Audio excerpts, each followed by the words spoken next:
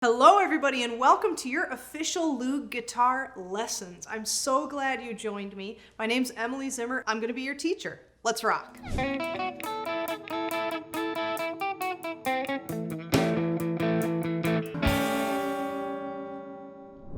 I'm going to teach you how to play your A major chord. It's going to take 2 fingers.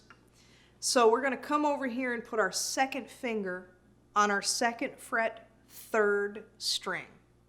And then we're going to take our 3rd finger and we're going to put it on our 2nd fret 2nd string.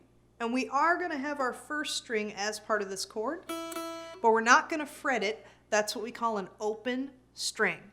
Now try playing all 3 of those together. Can you make a nice sound? Oh, a couple of pro tips here. Make sure that you stay somewhere toward the middle of the fret. You don't want to be on top of the fret wire because that's going to cause the sound to come out a little funny. And make sure that you're staying way up on your fingertips. So keep trying that, and I know you're going to get it with lots of practice. See you in another lesson.